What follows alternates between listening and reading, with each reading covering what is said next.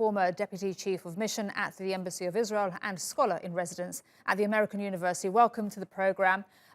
First of all, I just want to get your reaction to this historic announcement, and were you expecting it?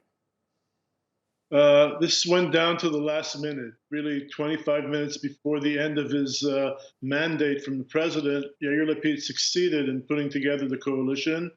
It's historic. It's the first time that an Arab party is part of a coalition. It's the first time that 8 women will be in the cabinet.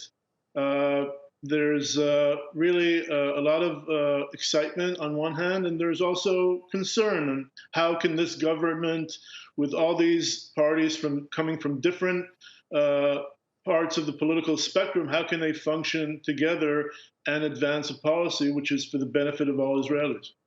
And what does this mean if that coalition does get the vote of confidence and does survive? What would that mean for US-Israel's relations?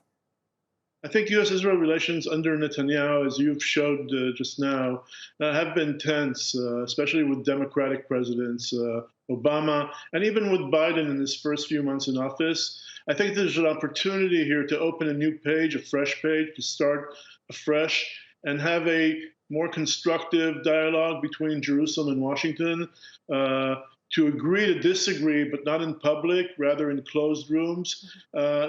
There's certainly a better atmosphere, not as tense as it was. It doesn't mean that they'll agree on everything. It doesn't mean that there will be necessarily, very too close. But I think it gives an opportunity to start over after a few very tense years between the U.S. and Israel under Netanyahu.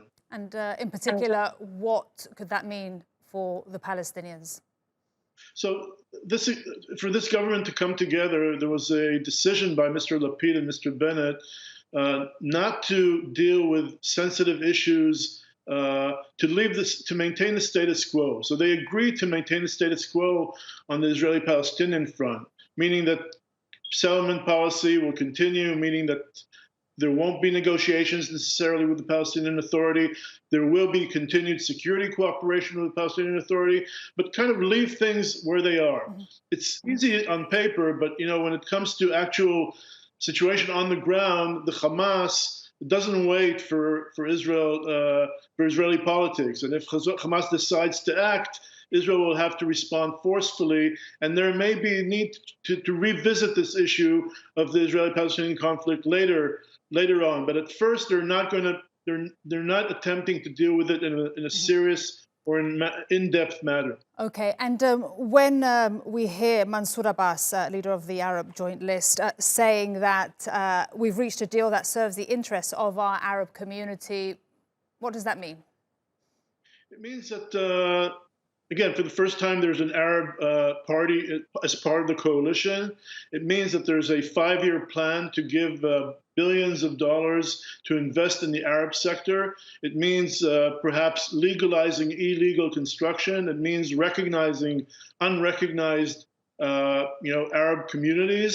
So it's an opportunity, but beyond that, it's an opportunity really to bring the Israeli Arab community into the fold of things, into the center of political activity, not having them, as years they were sitting on the fence. This is an opportunity for them to come and to be an integral part of the political system and of Israeli society. I think it's a very exciting opportunity. It's historic.